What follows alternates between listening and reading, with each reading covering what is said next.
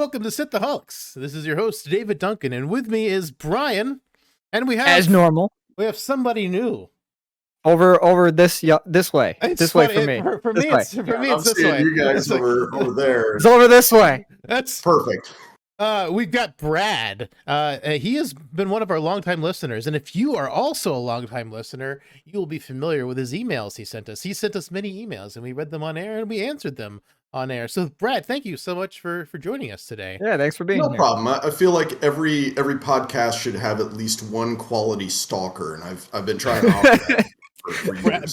Brad is a quality stalker. Brad is our official stalker. You don't want just somebody who just like sends threatening emails. I mean, you want somebody like mailing you bags of hair and stuff like that. I mean, that's why you have no hair. So I mean, like it lines up. The fiction lines up. You have it all. So, like, we've actually got a couple things to talk about before we get to Eternals. Thank you, everyone who watched Dune last week. It's actually blown up quite a bit. So, hello, new listeners who don't know who Brad is from the emails, or Brian is from the new episodes, or me even. So, yeah. Don't know who I am from the one who was on the Dune podcast. Yeah, we're all new to the podcast today. Welcome to Dunecast. Welcome to Dunecast. Gaming news. We said we're talking about games, and we just haven't got around super to talking about any games specifically. But gaming news has happened this week. Blizzard decided to announce that Overwatch 2... announced that they're pushing back Diablo and Overwatch even farther. Oh no, they announced they weren't coming out this year. They never announced that they weren't coming out this year, so the fact that they said they weren't coming out this year seems like kind of common knowledge. Like they're just bringing bad press on them, and they don't need any more bad press. It's not even coming out next year. It's coming out the year after next year at the earliest. They were literally like, at the earliest, Diablo 4 will come out in 2023. I wasn't expecting it till then anyway. You have to ask, what do they have at this point? Do we have concept art? Do we have an alpha? I mean, do they have anything at this point? Well, no. The pros are playing Overwatch too, so the pros. That's next year, though. The pros have to play a broken game. they're just gonna experience a bunch of bugs. Yeah, there's not even any textures. They're just like there's. Oh, I would love to see just the checkered textures watching Overwatch League. Yeah, that would be funny. I'm on board with that. Well, onto weekend. That was just real brief because that's something we both noticed. Yeah. On to the next thing is Book of Boba Fett. It's going to be a great book coming out next month. Yeah, December 29th. They're hugging that next year by just a couple of days. I'm super down for this.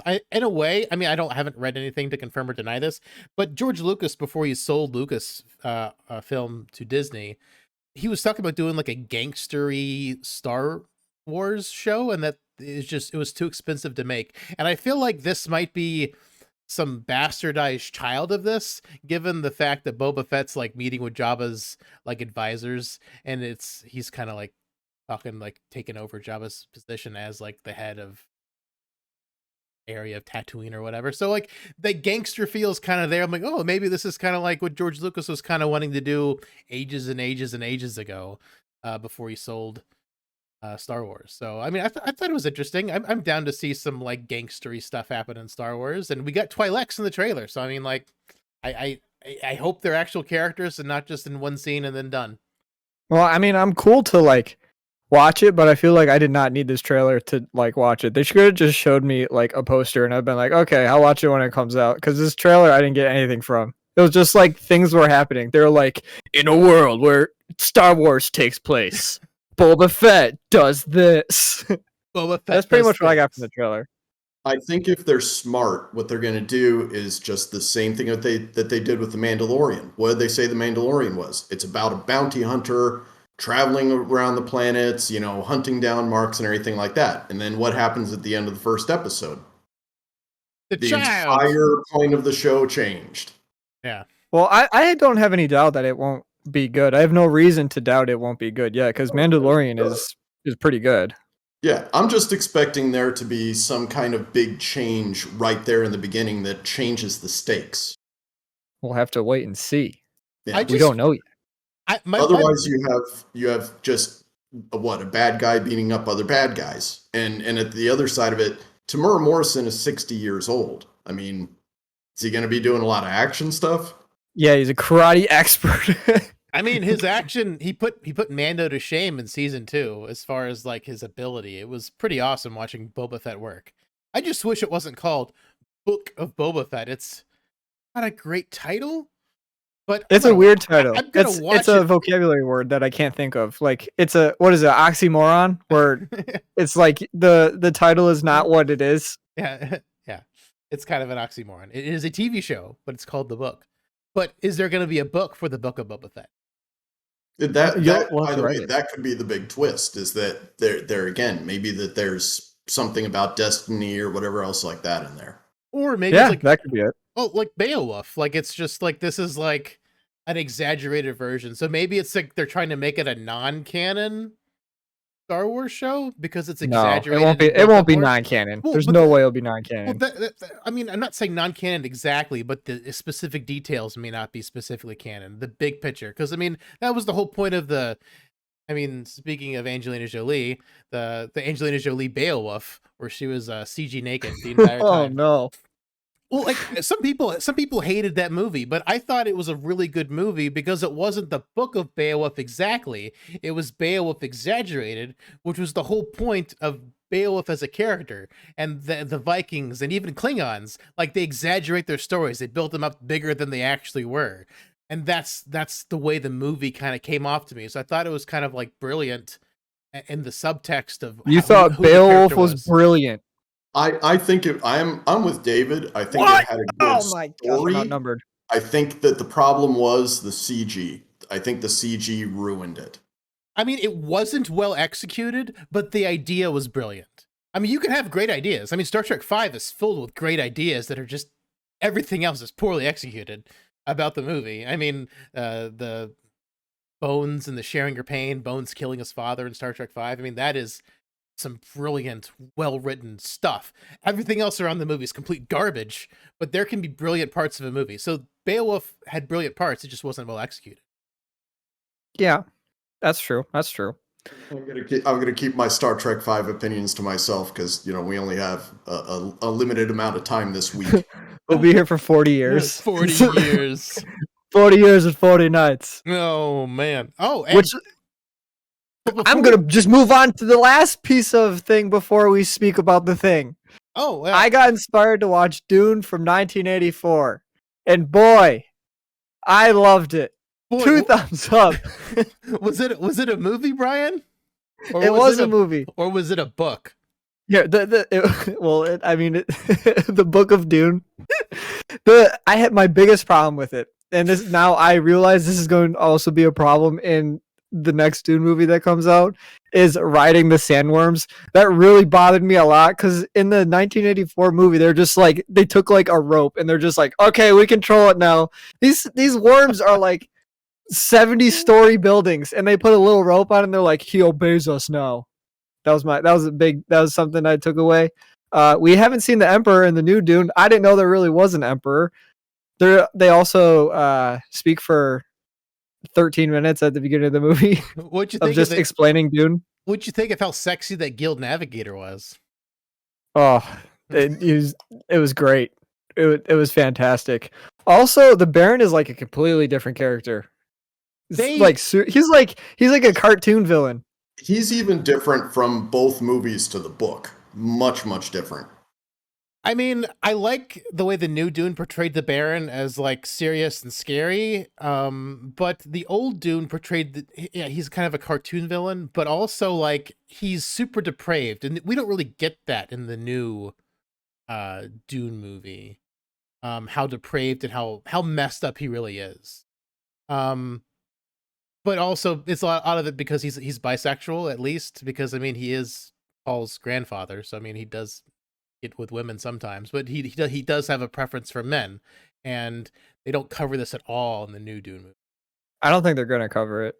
I don't think it's important. A sensitive subject. Yeah. Yeah. Well, it'll create controversy because that's what that stuff does. But also, it doesn't seem like that's really even that important in the first place. At least in terms of the new Dune, it doesn't seem like that's going to really matter. I love that the new one made him more menacing, but he is a kind of a cartoon villain. But also, like, we're missing character. We're missing Fade Rotha in the new movies. And Sting wanted to come out naked in the scene where he came out in the diaper, Brian, but they said no. Boy,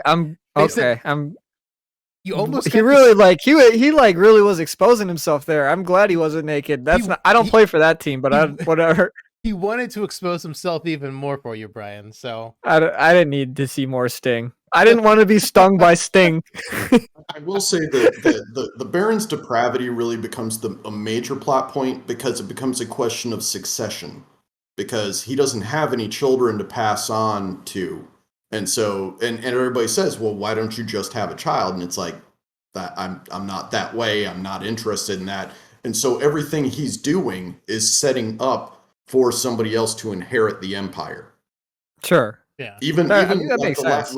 His last argument, his last words to Raban is to squeeze them, to just be a barbarian on that planet. And you'll find out that is everything is going according to the Baron's plan. Mm-hmm. I agree with that. Oh, Brian, did you get to watch the 2000 Dune yet? No, I did not get a chance to watch that.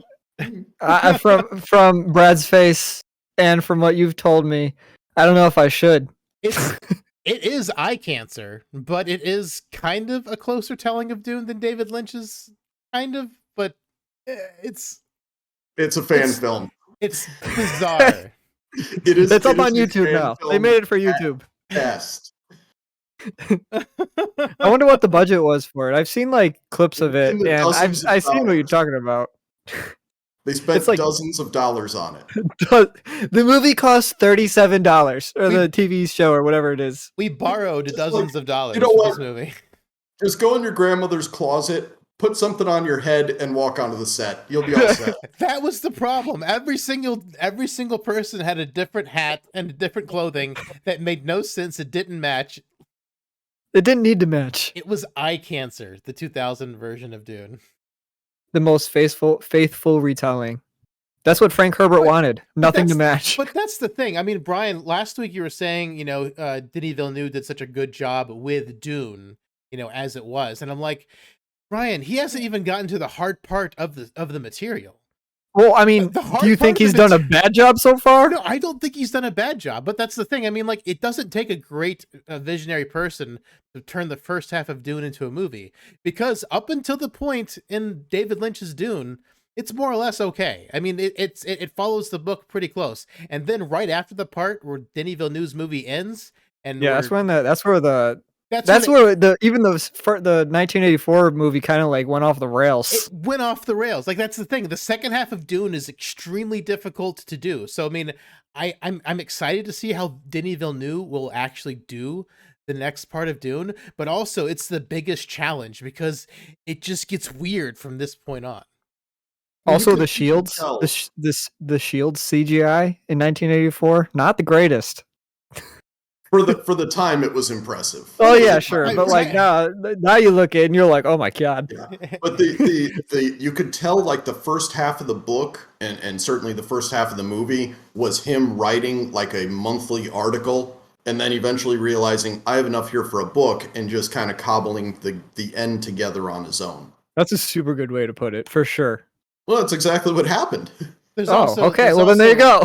There's also a time gap in the second half of the book. Also, like from chapter to chapter, if you read the book, you can tell which chapters Frank Herbert's been doing a lot of drugs while he was doing the chapters, because some chapters are kind of like straightforward and other chapters are like, what the hell did I just read? Like the Water of Life scene where he's like tripping, or then the whole like Fremen orgy scene where like everyone's tripping. It's like, what's going on? I don't know. I don't know how they're going to put this on film, so I'm extremely interested to see how Denis Villeneuve is going to do it. Stephen King is considered like a really fast writer, and he can crank out about 12 pages a day. The king of it was Philip K. Dick. He would lock himself away and load up on amphetamines and LSD and write 35 pages a day. I want How to to know succeed in life. Lock yourself in a room and just do drugs. drugs. Well, I mean that's the. But I mean, like, if you look at Dune, there's no computers. Drugs is the answer to everything in Dune. So Frank Herbert definitely had to be using a lot of drugs because that's kind of the story. It's the message of a story. Drugs are good, bad. Yeah. Well, a lot of his other books touch on that too. I actually just read Dreamcatcher by Frank Herbert, and it was the same thing about like Native Americans using drugs out in the wilderness and having visions and becoming gods in their own minds and stuff like that. Interesting book, by the way. Nice. Well, to be fair, at least in my head, back when Frank Herbert was writing, drugs were a more common thing than computers. It was probably easier to navigate how drugs than computers. Probably didn't know anything about them. You know, I don't know. Is that a hot take? I've silenced everyone. You're actually accurate. So Yeah, spot on. Well, I guess on that note, speaking we of can move computers, on we'll talk to- about. speaking of computers, let's move on to iRobot. Oh no! The Eternals are essentially sentient computers. Oh yeah, that's true. They are sentient computers. And they did such a good job at the beginning of the movie. They are totally like really robotic in the way they talk and the way they move a little bit. Well, at the top here. Let's give ratings. Oh, at the I'll start. I'm gonna give it a 6. Ooh. Who's up next?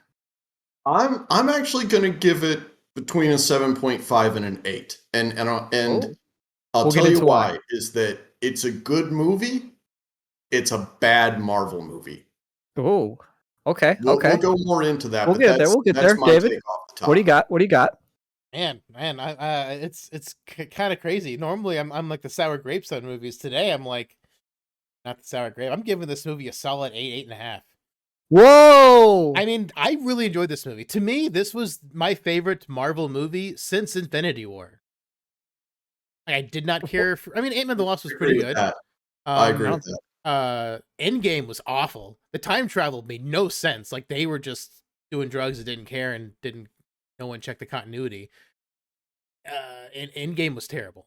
And then all the movies since have been kind of eh. I mean, like the second Spider-Man movie was eh. The first Spider-Man movie was way better.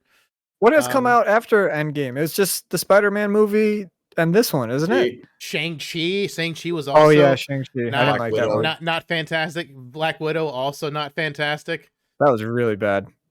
Black Widow could have been amazing if they would have stuck with like the really dark themes, but instead of sticking with the dark themes, they just pivoted to be a generic Marvel movie instead of like following in with the dark theme. Also, in this movie, I want to talk about sex for a moment here. Is this the first Marvel sex scene that takes place in this movie? A follow note up to that. With it personally. I think this is the actual sex scene. I think Tony Stark and Pepper, like it was always like before sex or after sex. They weren't like on rocks naked though. No. Yeah, I mean, I'm pretty sure Tony banged, but it was like always before or after. Like he brought that girl home in the one movie, but like it was never like they never showed the bang. They always showed pre-bang or post-bang. Post-bang, pre-bang, post-bang. Yes. Also, I thought it was funny to see Jon Snow in love with Cersei and in a love triangle with Robb Stark. Actually, the problem with that is that that's why the movie didn't get a 9 because no one told Kit Harington's character he knows nothing. This movie would have gotten a solid 9 had that happened. If Kit Harington, If one who was like in the movie for like 4 minutes. If someone literally said you know nothing, Sprite should have told him you know nothing when they were running away from that monster at the street. That would have been great. I would have been satisfied. This movie would have. Would that have been a 9. 10? That would have pushed it to a 10. It would have pushed it to from an 8.5 to a 9. Wow, Absolutely. that's all it took. That's a half. That's a half point right there. Just that's a big. Just for 4 words. Reference Game of Thrones. Throw out a little thing for fans. Yeah, absolutely. That would have raised you up half a point. I was telling David, I think it's great that Gemma Chan has made a career now of playing emotionless robots. Because like her big break was Humans, where she played an android. Then she was an android. She was Quintessa in Transformers: The Last Night. And now she's a robot in this. It's like, well, you can't emote. She might be a robot. Yeah, you can't emote. You're stiff and flavorless on screen. Let's stick with your strengths. Robot. You are a robot. Uncanny Valley, everybody. did any of you? Who was your favorite character in this in terms of just the Eternals? Which one was your favorite? The Silicon Valley guy. Which one was that? I don't know their names. They had really weird names. Oh, Silicon Valley guy. Silicon Valley guy. The guy from Silicon Valley. I mostly loved him because from Silicon Valley. I wonder. I can't say because I haven't read into behind the scenes stuff. I was disappointed with his role at the end of the movie. He just agreed. Yeah, I was too. He just agreed. He just left. Yeah, he just left. Yeah, he just walks off. I wonder if there was like a scheduling issue where he just couldn't be there for that shoot, so they just filmed around it, or he just like decided to.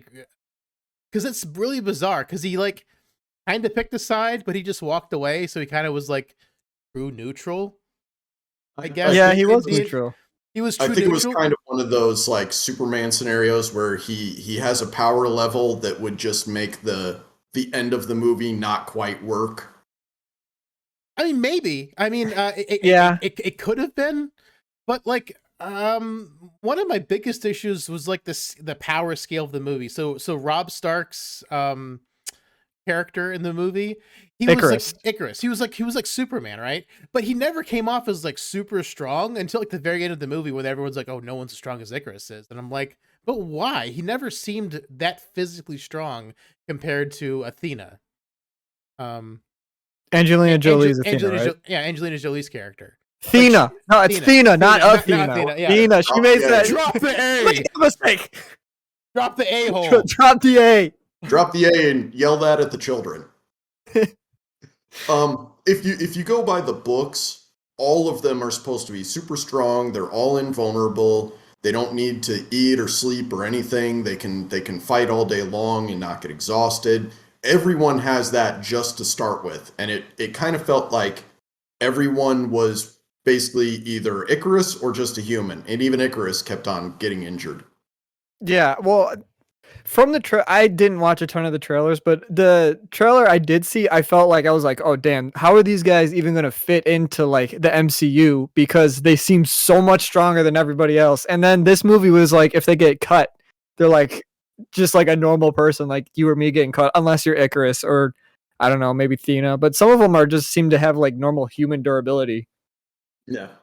Yeah, I mean, the power level fluctuate a little bit, but that's just the general problem with Marvel in general. Like all the Avengers power level fluctuates greatly in Endgame, which is another reason I had a giant issue. Where like they almost defeat Thanos with the almost full Infinity Gauntlet in Infinity War. He doesn't have anything in Endgame, but they're all losing to him. The other thing is you also have to look at like Jack Kirby. When he left Marvel to go to DC in 1970, and he went there and created the New Gods. That's where you get Darkseid and Mr. Miracle and stuff like that.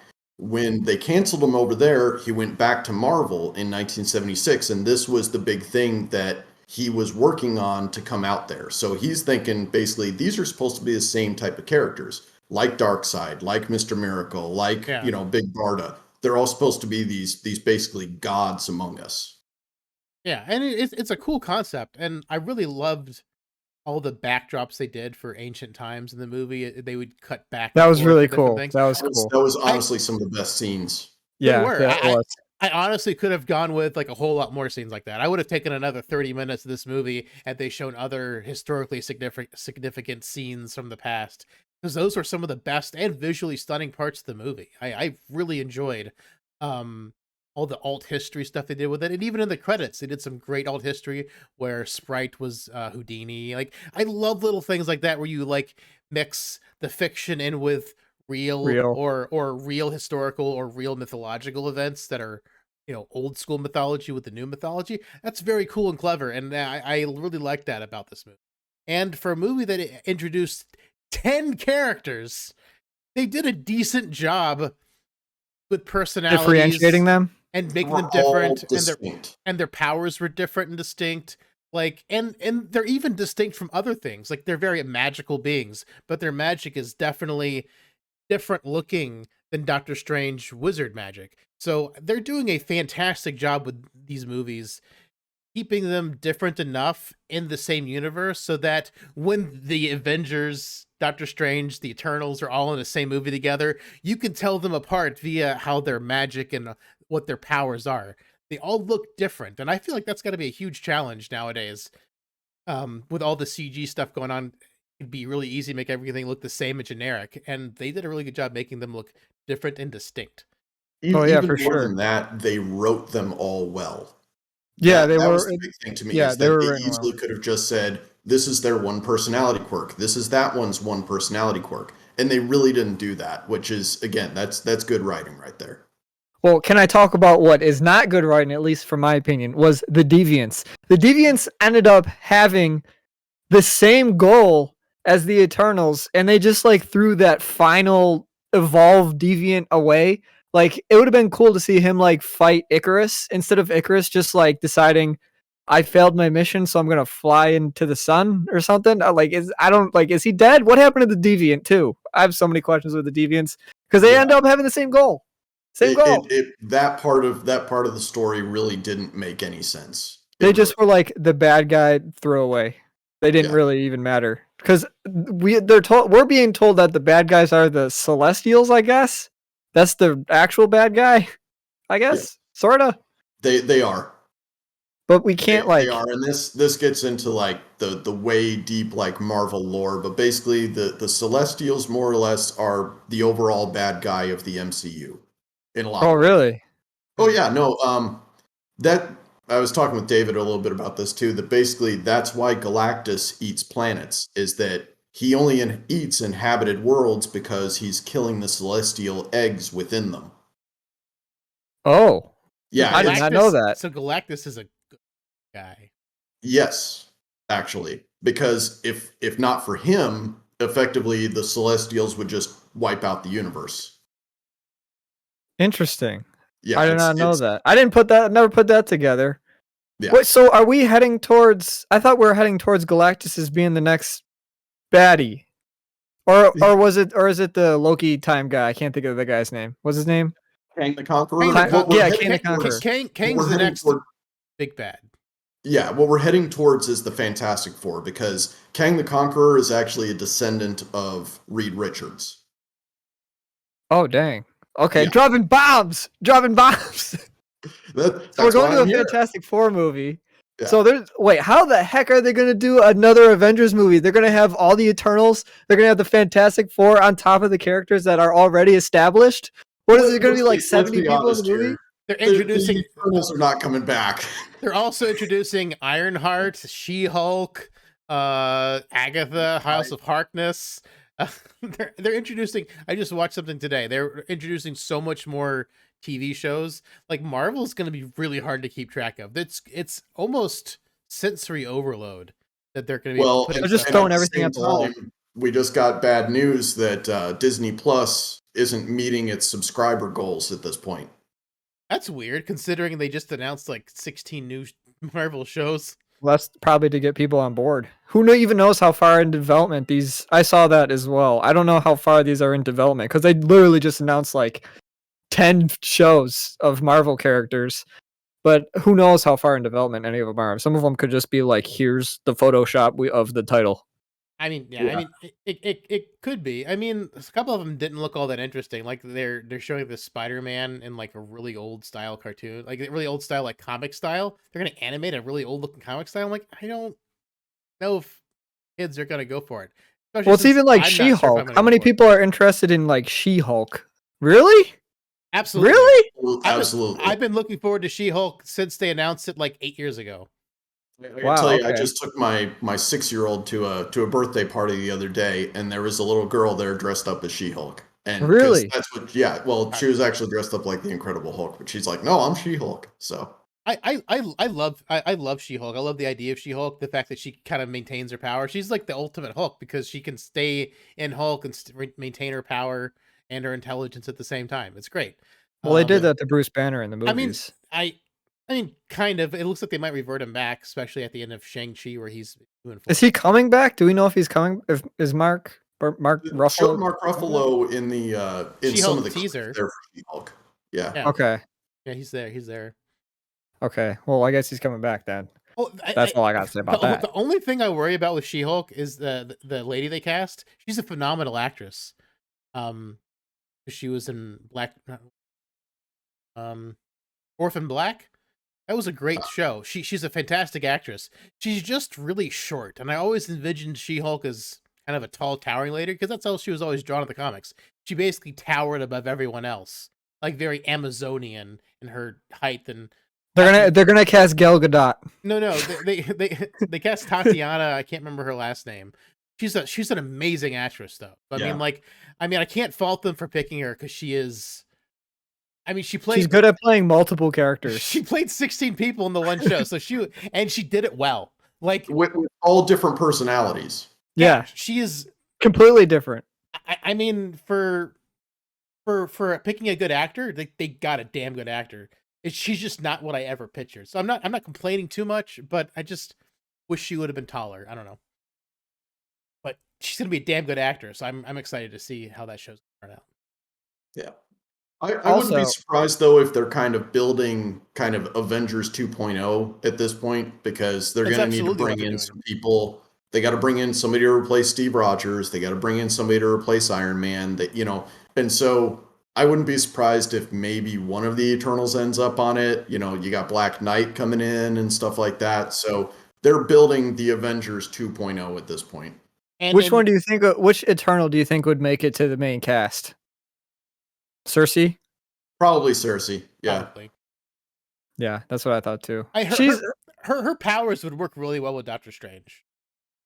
The other thing is I think they can afford her more or less. I don't think they can afford Angelina Jolie for, a multi-picture deal. God, I loved Angelina They Jolie. probably wouldn't want to afford her. She's probably difficult to work with. I feel like she's difficult to work with now because she's not really in too much anymore. You never know. Some people, Well, Disney's definitely got the money. There's no way that they're just like Angelina's too expensive. But this is the first thing I've seen her in since Mr. and Mrs. Smith. But it's a question of dollars per butts and seats. That's why, like, for the longest time, everybody liked Tyler Perry, because Tyler Perry was the most bankable celebrity. Yeah, his movies are low budget and not great, but the dollar per movie ticket sold, the ratio is ridiculous. Yeah.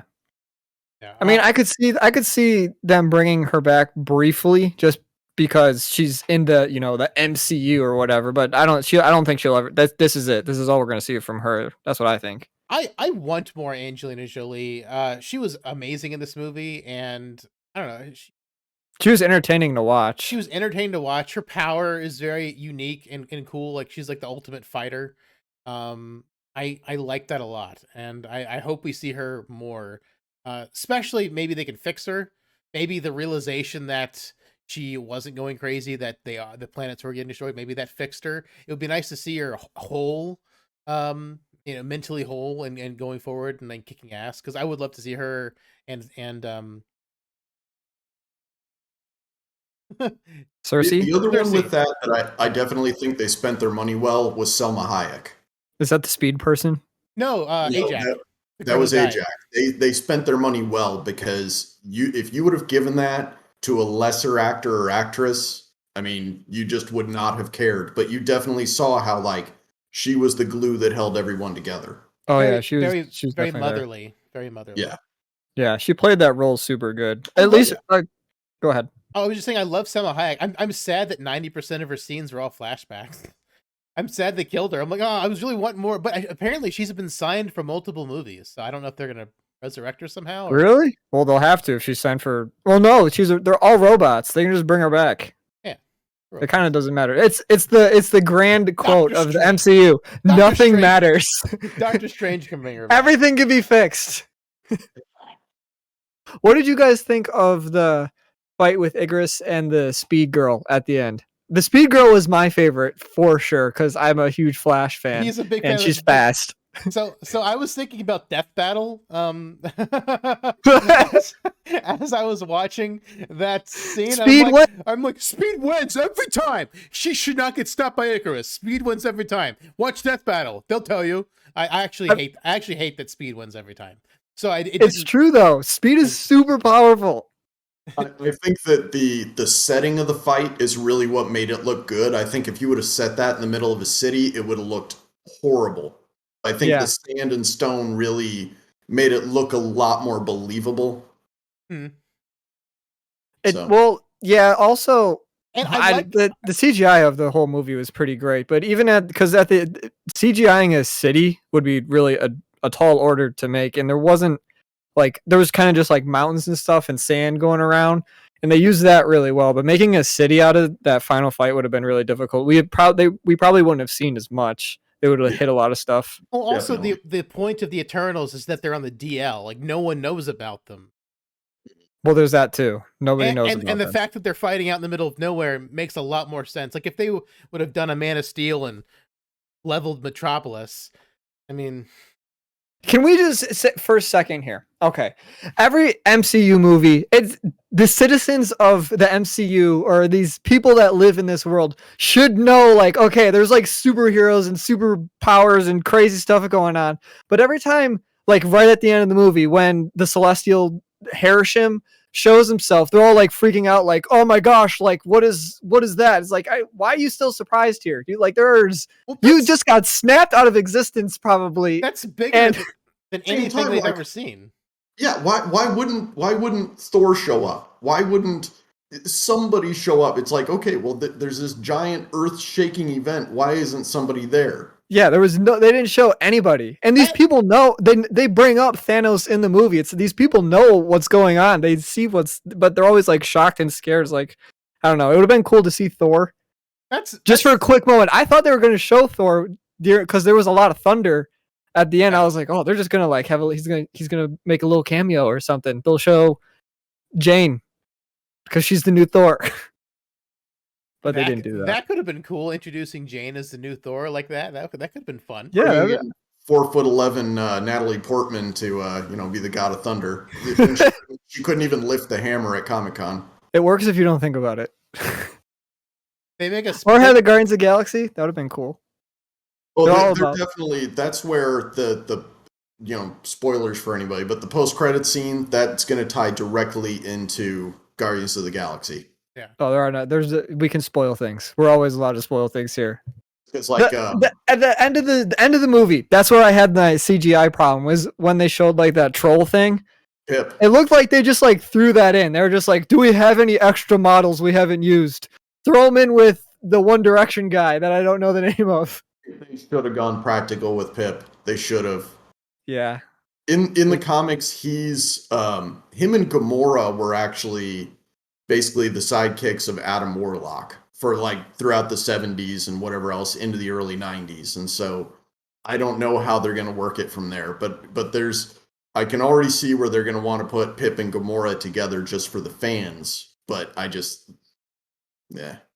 We'll see I still have hope for Guardians of the Galaxy just because it's James Gunn. I feel James Gunn, he has not let me down yet. I enjoy Suicide Squad a lot. I like both of the Guardians of the Galaxy movies a lot. I think they're the best in the MCU for the most part. And James Gunn has that third one, even though he's a creepy dude. Yeah. That's my big hang up, but yeah. Yeah, he knows he knows his nerdy stuff. He knows nerdy stuff, except he's just creepy.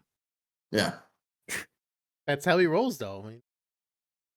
He rolls by being creepy. That's not something to brag about. Yeah, I don't know. For different strokes for different folks, and that's his strokes. Oh God.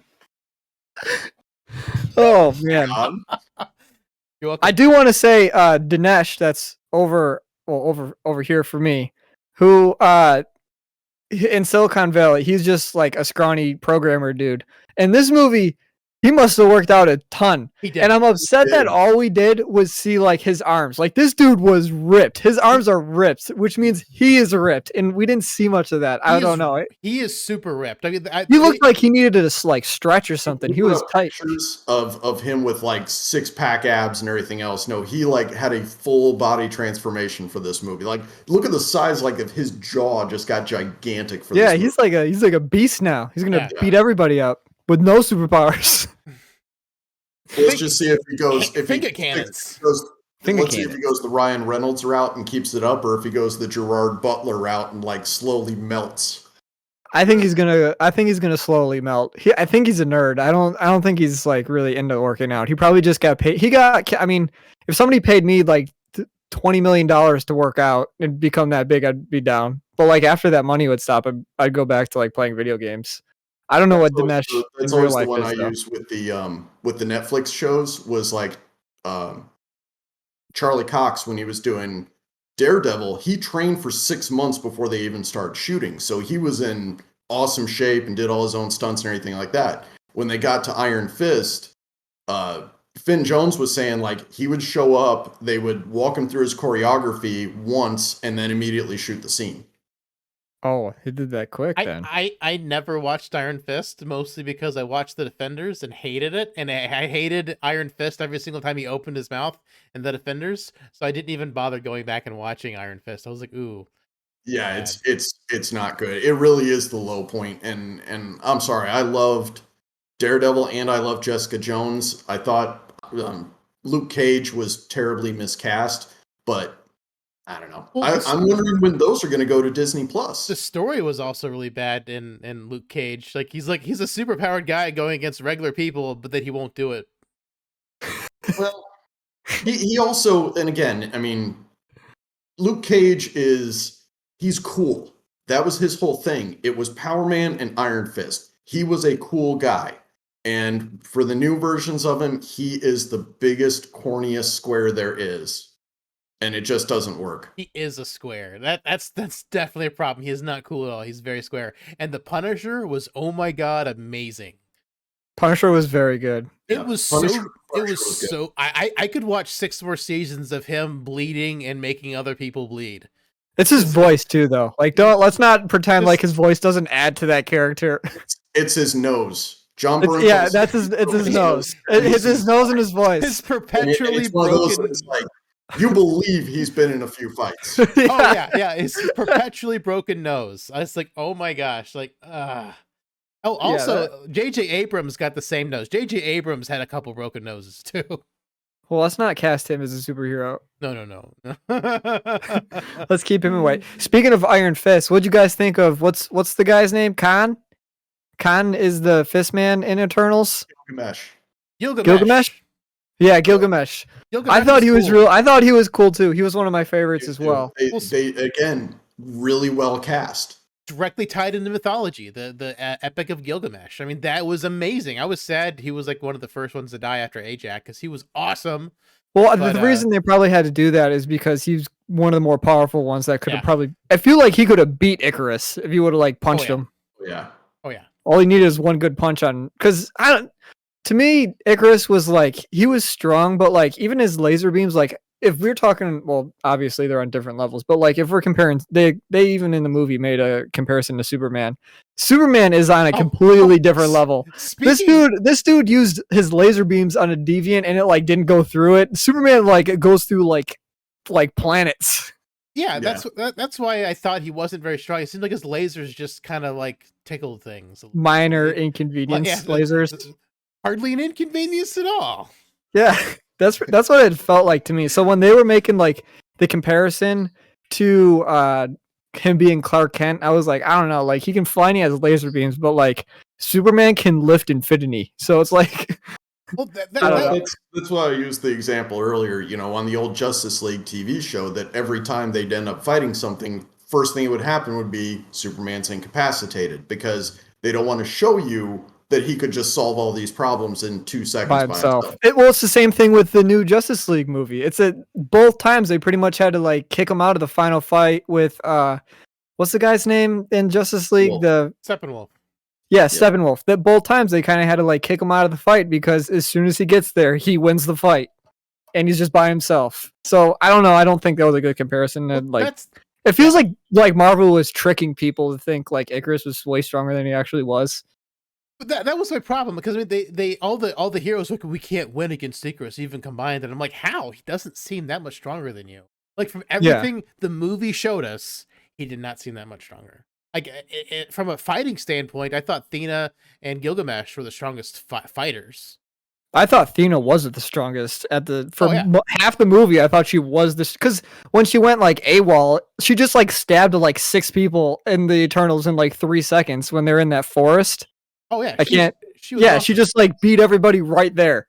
I was like, okay, so she's the strongest then. Oh, why are you wondering about the sentient deviant. Athena decapitated him. No, well, I felt like the one that like evolved. Yeah, Athena decapitated him. Yeah, I know, but they had a common ground now. They both wanted to stop the Celestials from being born, and they kept the Deviant. The Deviant could have had an awesome redemption arc because he got all these powers. The Eternals were dead, or I don't know if they wanted to just make him like unredeemable because he killed 2 of them or something. But Athena didn't know that happened. This is the problem in general, where they kill off all of their villains. I mean, I assume both of you watch Rick and Morty, right? Yeah. Okay.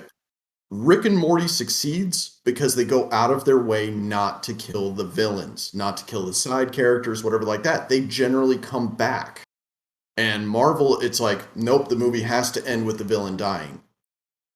Every time. Well, that's what happened. I think it would have been cooler. I think it would be way cooler to have the Deviants have that redemption arc where you get that final evolved Deviant and fight against Icarus and see those 2 fight while the rest of them do their whatever thing. I thought that would have been really cool to see the Deviant because that Deviant was also super strong, and Athena kind of just like it was cool the way the Deviant died, but like I don't know, I feel like the Deviant was way stronger. He just needed to die because the story said he needed to die rather than Athena being able to kill her because of skill. Yeah. Same thing with Red Skull. Same thing with Ultron. Same thing with most of these guys. Yeah, they just die because the story demands it. Yeah, I really hope they change their tune because it'd be fun to have all the bad guys come back in stronger forms instead of just. Well, that's Spider-Man. Well, that's next Spider-Man movie. How about Baron Zemo? Same thing. He stayed alive at the end of Age of Ultron. Brought him back for Falcon and Winter Soldier. Yeah, they did do that. So I guess there are some inconsistencies. And he danced, and then there was a meme of him dancing. Yes, the memes were quite powerful. The powerful memes on that one. What did you guys think of Sprite? I want to know. Sprite was my second favorite. I like Sprite. Athena was my second favorite. Athena? And then Gilgamesh. And this was something I brought up also, is that the costuming in the movie was phenomenal. It was really good. For most of the characters, their armor, the color scheme, everything, it all looked great. They all looked distinct on screen. They looked like they were ready to fight. It was really well done. I really like that. I would have loved to see Eros's armor at the end, which looked like garbage. It looked like garbage.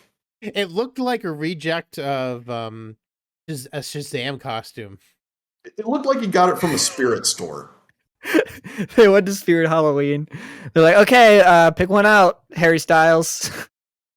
This is gonna be it. Can I have this one?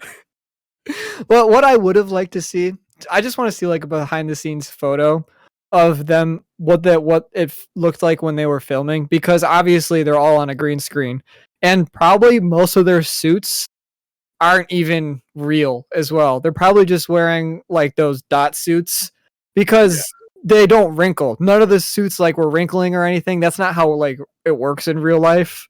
Well, so you could tell they were kind of foam rubber too, and I mean, like I said, it was just really interesting how they were made. Most of them looked really, really good. Yeah, they were fantastic. Yeah. I would love to see some behind the scenes. It could have been the Ryan Reynolds like CG suits. Like that's why that's kind of also why I made the Beowulf reference for Angelina Jolie, because similar color, like that whitish gold, form-fitting Angelina Jolie look. Like, yeah, that's good. Pretty good. And she's a good actress too. I wish she was in more things. I really hope she comes back for more. Because actually, no, Wanted. She was in Wanted, Brian. That came out after. Yeah, she was Mr. and Mrs. Smith. That came out after Mr. and Mrs. Smith. She was also in Maleficent 2, which my wife made me watch. I've never seen it. I know she's super boring. It was super boring. Half of Maleficent 2 is setting up the reason why Maleficent 2 needs to exist. It's like we have to. It's a 2.5 hour long movie too. So half of the movie is setting up its own existence, and I'm like, oh.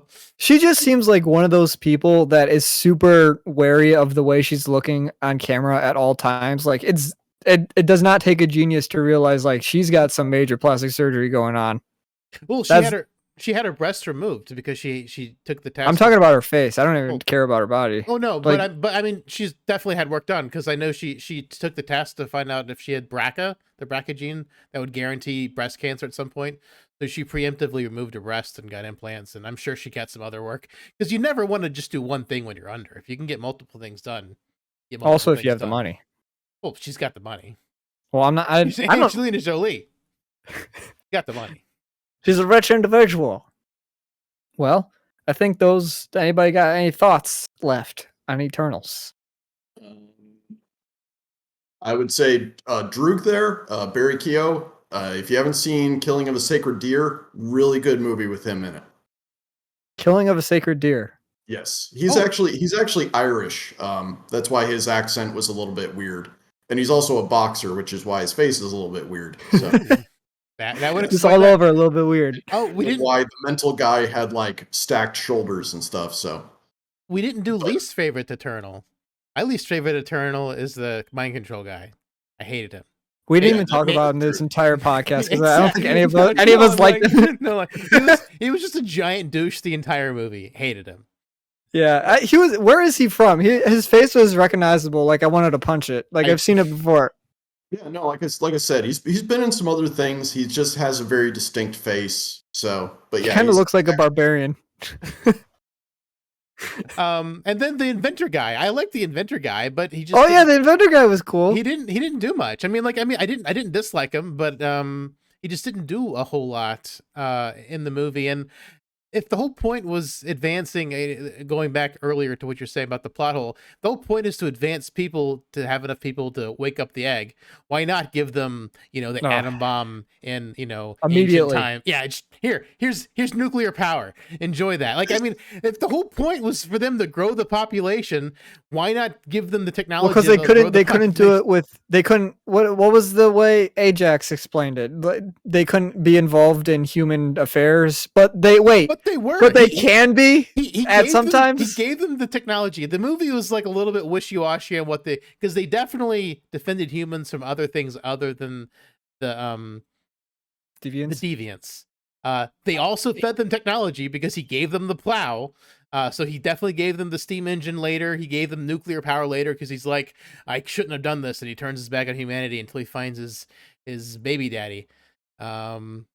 Well, let's get into it. Let's bring up the Prime Directive. I mean, both the most brilliant and dumbest rule in the history of Star Trek. And it's the exact same thing here, where we don't want to give cavemen nuclear weapons, but at the same time, we're also not going to prevent advanced people from exterminating each other. So it's one of those things that it's so wishy-washy. There is no good or bad real answer. Like, I recently watched Justice. They don't talk about breaking the Prime Directive until they talk about removing Wesley from the planet. But these people barely have invented clothes. You say it like that's a bad thing. No, I know it's not a bad thing. I mean, they're mostly naked. The men have the cross that show their nipples, and the women have the cross that conveniently cover the nipples. So it's two different crosses: an inverted nipple. I mean, an inverted cross and a regular cross. An inverted nipple. An inverted nipple. Yeah, those happen too sometimes. I've ordered a few of those at the bar. Oh yeah. No, but they shouldn't have been there. And they don't talk about breaking the Prime Directive until they remove Wesley, which is really bizarre. I'm like, they shouldn't have even been there if they weren't warp capable. So the Prime Directive is never fully fleshed out. It's a generic catch-all that needs a lot more fleshing out, but not by Alex Kurtzman. Oh, no. Oh, come on. Remember in Picard where, violating the Prime Directive means you get shot in the head immediately? Oh, you mean Squid Game? They violated the Prime Directive a lot in Squid Game. Good gracious. Yeah, no, it was frustrating. So yeah, it's the same thing where, I mean, it takes really skilled and developed writers to do good Prime Directive episodes, and any way you look at it, under any kind of scrutiny, it all just starts falling apart. Prime Directive does start falling apart, especially like in Pen Pals, because I mean, like they scold Data, but as soon as they hear a little child's voice, it's like, well, I feel bad now. Well, and at the same time, since you do your Mass Effect streams on this channel, how about the Krogans? Great example of Prime Directive. Oh yeah, They were in a nuclear winter on their planet, and what did we do? They went in and took them off and introduced them to the rest of the world. Oh yeah, and then we sterilize them because that's fun. Yep. Brian hasn't made it all the way through Mass Effect yet. Someday I'll get there. Just start at 2 and end at 2. Just you know what? Just only play Mass Effect 2. That's the good one? That's the best, honestly, by far the best one. Well, it's more the story than I think the actual playing the game. Well, the story is what's good. The story of 3 is great until the last 10 minutes. The story of yeah, Earth has like 35, Ravagers on it or whatever, and then all of a sudden, yeah, we're holding out and resisting. These things exterminate entire galaxies. How on earth is Earth resisting? Well, I think the Reapers like went and took a lunch break and they came back. Okay. I mean, it's the only. It's the only. This is the most logical thing. It's the only way it makes sense because they start off on Earth at the beginning of the game, and then you build up your. Yeah, I mean that part falls apart a little bit, but the rest of it's interesting. It actually takes them a full 50,000 years to wipe out a galaxy. A planet. There you go. I mean, that's why it's such a lengthy process. Any day now. We will kill everyone one at a time. One human. With a toothpick. 2 humans. 2 toothpicks. It's like the count from Sesame Street. We go 3 humans. 3 toothpicks. Now we go on lunch break. We'll come back and kill the 4th human after lunch break. Oh gosh. Wow. So since we've talked about it a little bit, Brian, has your opinion on Eternals changed a little bit? You haven't really said anything negative, Brian. You gave it one of the lowest reviews. I think it was boring. It was, to me, it was, I don't know. I'm pretty harsh on movies, except for Dune. It was 2 hours fine. And 47 minutes was long. I mean, there's a lot of lulls in the movie, but I still think that like the flashbacks and stuff, if the movie didn't have those, it would not have been as good as it was. Yeah, absolutely. The flashbacks were the best part of the movie. Flashbacks were fantastic. But the thing is, Venom 2 was an hour and a half long, and it felt longer than Eternals. It felt like it was 4 hours long. It felt like it was 4 hours long, but it was only an hour and a half long, whereas Eternals was almost 3 hours long, and it didn't feel as long as Venom. So, I mean, like... Can we just, like, move some of these movies down in time? Like, I don't want, like, these movies are getting really long. Like, Dune is really long. Eternals is really long. They're all, like, really long movies. Just, like, tone it down a little bit. I think the last 3 movies we've talked about, they've all been over 2.5 hours long, besides Venom. I think this could have been done as a series really well. Well, everything. It seems like everything should just be a series nowadays. It seems like that's the way Marvel's pivoting because there's so many new shows coming. Yeah, theoretically coming to Disney. Well, you can't. There's everything. Just about everything is like even Wheel of Time. They're like you can't do that in a movie. Absolutely. Dune is arguable that you really can't do it in a movie either. Yeah, I really think Part 2 of Dune is gonna like sink the franchise again. I hope it does good. I hope they can make, Children of Dune, God Emperor of Dune, Heretics of... I would love to see them continue on with the series, but the second half of Dune is going to be really hard to do, and I think it's going to sink the franchise, unfortunately. I hope I'm wrong. You're wrong. I think they're going to combine most of the second half of Dune with Dune Messiah. Ooh. I think that's going to be their saving grace. Whoa. Interesting. Because Dune Messiah is the least popular of all the books. Okay, everybody generally rates Dune Messiah as the least of them. So if they can do like the Sci-Fi Channel did, let's use them as an example of one thing good, and combine Dune and Dune Messiah, and then go straight into Children of Dune. I think that'll do a lot for the franchise. Well, so speaking of Children of Dune, Brian, like the sci-fi 2000 Dune is awful, but Children of Dune is actually kind of good. So you kind of have to watch this 2000 sci-fi Dune for it to continue on, and they change the cast of Paul. Well, I could definitely see them doing with what Brad just said, because Yeah. Dennis Villeneuve wants to keep doing them as far as he wants to keep Dune in them as long as he can, and he kind of forced Dune Part 2 to happen just because he put Part 1 in the movie. He might just kind of go into the second book.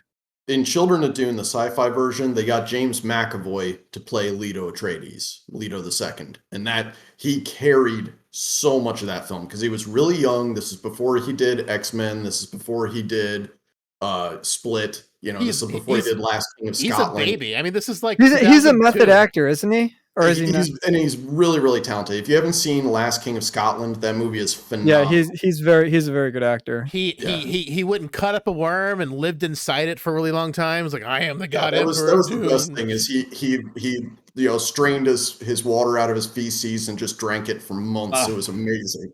Just total dedication. He's a dedicated man. Oh yeah, that's one thing Dr. Kynes didn't mention in the in the Denis Villeneuve, that the shit and piss are processed in the thigh pads. Yep. Yep. The future is disgusting. Yum. David sounds like he's ready for it. Give me still sooth water. He's ready for the future. Really bad. He's ready for Arrakis. Send him off. Sweat and tears. tears. Drank all that still suit water. I should have listened to Paul. Well, should we wrap it up here? Dune Part 2. Thanks, guys, for coming on. Dune Part 2. Thanks for watching or listening. All right, that was the Eternals, Dune Part 2, Blizzard news, Book of Boba Fett, the show of Boba Fett. Throw it all in there. Oh, they should have called it the Disney Plus of Boba Fett. The Disney Plus of Boba really Fett? meta with the title. They could do that, but then does that mean Disney is canon to Star Wars? Disney Plus? Yes. Actually, they have a streaming service. The funny thing is, all the Marvel movies are canon to Wheel of Time. I don't know if I should dive into what you just said.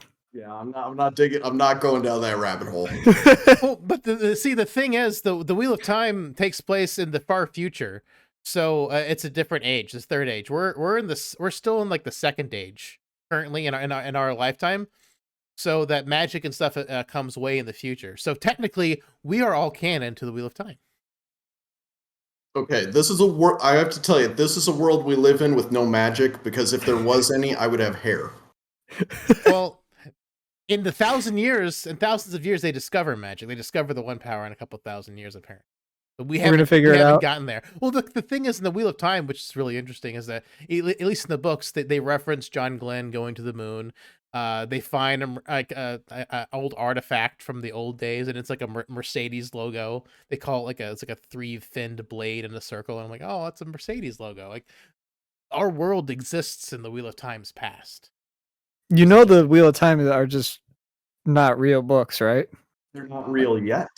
They're not really. Well, how do we know about the future? But time comes and time ends, and the Wheel of Time spins, and there's no beginnings or endings in the Wheel of Time, but it is a beginning. Okay. You win. There you go. There you go. I think that's the perfect exit. That's the jumping off point there. All right, guys. Thanks, Brad, for joining. Yeah, thank you for joining. Pleasure to have me. Thank you very much. I've always wanted to do something like this. Sorry we couldn't get you on for Dune, but we'll have to get you on for Sanctuary Part 3. For those of you who are familiar with Sanctuary Part 1 and Sanctuary Part 2, we do those 4 years apart for obvious reasons. It's a very political episode. Well, thank you all for listening, and follow us on TikTok. That doesn't exist. We do have an email address Brian just found out about today. It does not work. Don't email it. Brad has emailed us before, so... I just did it. It didn't work for me.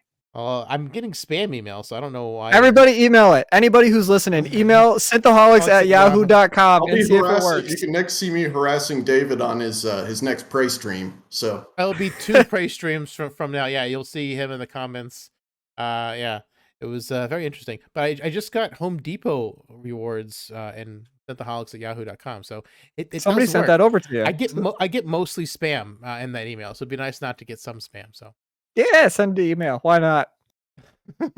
and we might read it on the show and answer it there on the show. So live long and prosper, one and all. Bye bye.